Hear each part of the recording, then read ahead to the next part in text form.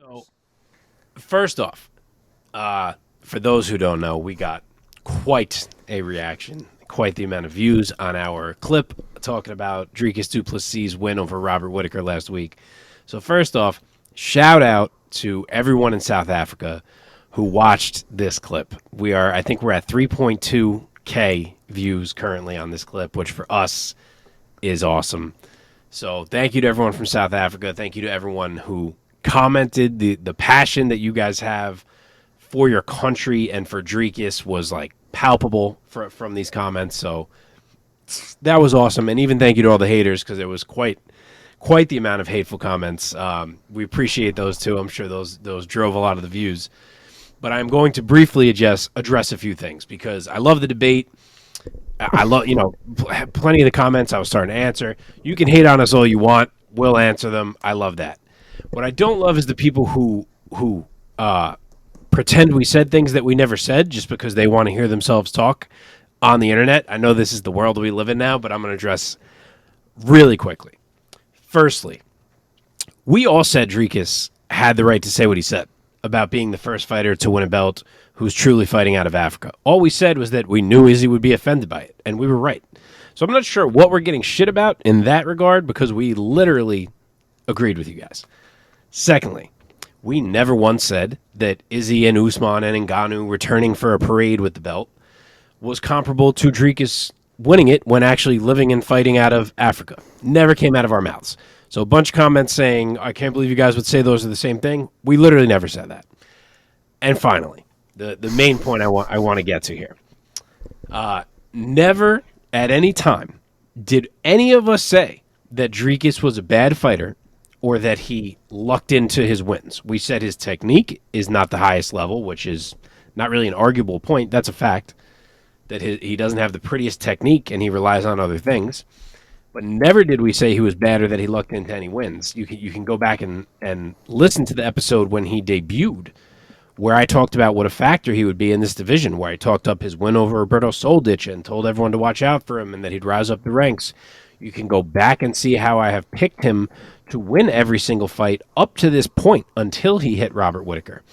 And then you have people now saying, oh, our fight knowledge got exposed and don't come here for these guys' fight picks because you see how wrong they are and yada, yada. And this is why I started on this, because these type of comments got me curious. And we don't claim to be any experts on this show. We're just, fight fans who like to talk about fights, and we do our best to give you guys some good info and make some picks. But I read these comments saying, oh, don't come here for these guys' advice. They got exposed. They don't know anything. And it got me thinking. So, since you should avoid us and our knowledge of fight picks, I was curious. I went on Bloody Elbow. Super popular website. Ton of MMA fans frequent this website because I know they do a thing called staff picks, where they have their whole staff pick every fight every week. 13 staff members. And they have a leaderboard all year long. You know what percentage their year-long leader has hit at? 59%. You know what percentage I'm at this year? 64. Oh. And that's every fight. You want to say, oh, Mark, we can't fact check that because I track this myself. We can only use the ones you say on the show. Fine. I'm at 61% on the show. So I'd still be leading Bloody Elbow. You know what this guy is at? On here with me? 65%. He'd be slaughtering Bloody Elbow.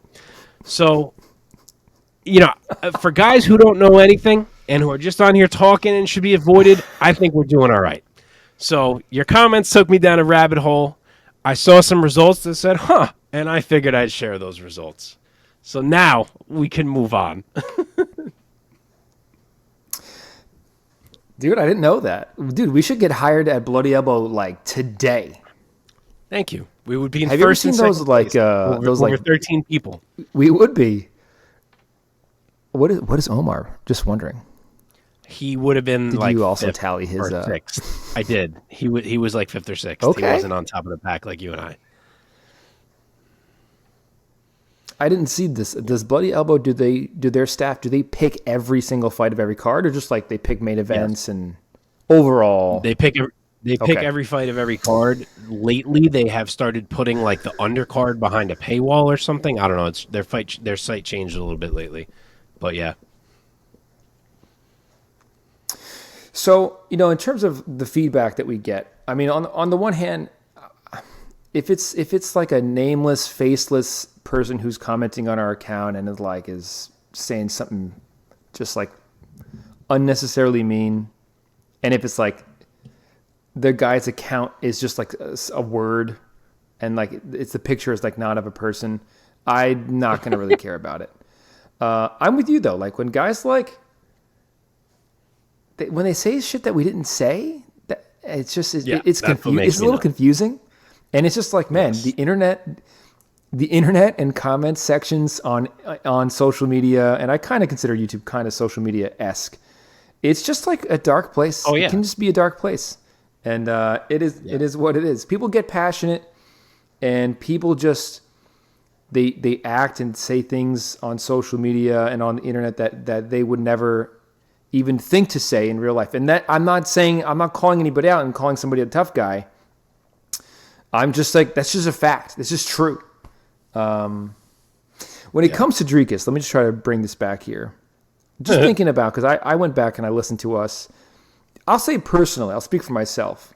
Because I'm a ring announcer and now I work in combat sports, I'm sometimes now doing cooler and cooler things, and I'm rubbing elbows with the Anthony Pettises, and I fucking met John Jones, and I'm doing some cool shit. I'm going to be meeting Rich Franklin in September at an event. So when I'm on here, and I'm always a little, to be quite honest with you, Mark, I don't always love making fight picks myself. And part of the reason why I don't give as thorough a breakdown is because I don't want to be construed as like calling somebody trash on here, and then a year from now, I wind up like, announcing somebody's teammate, and they're there. Totally. And totally. I even try to not. You just never know. Omar does. And Omar does. Omar calls Drinkus's. Omar calls people pillow hands. I'm like, dude, you gotta calm down. Yeah. But I think you know what I'm saying. That because now I'm kind of a part of the world of combat sports. And let me tell you this, it is a small fucking world. It's a small world. So I try to make picks cautiously. We just give a lot of respect to everybody. So with that being in mind, listening back to last week's episode, I understand how some of what we said about Drinkus and his approach to the fight and his skill set, some of what some of us said, including myself, could have been taken as a compliment insult. Kind of, we're saying he's very good, but we don't know why he's very good. He has an awkward style. I can understand how some people would take that as sort of a backhanded compliment, and I don't mean it that way at all. And I'll say it right here: yeah, Drinkus is great. He's proving himself to be great. He's the number one middleweight in the world. Whitaker. I didn't think we had to. He just took him out. He didn't even beat him in a decision. He finished him in the second round. Yes, I didn't think we had to be like, in case people don't know, he's very good at fighting. Like, no fucking shit.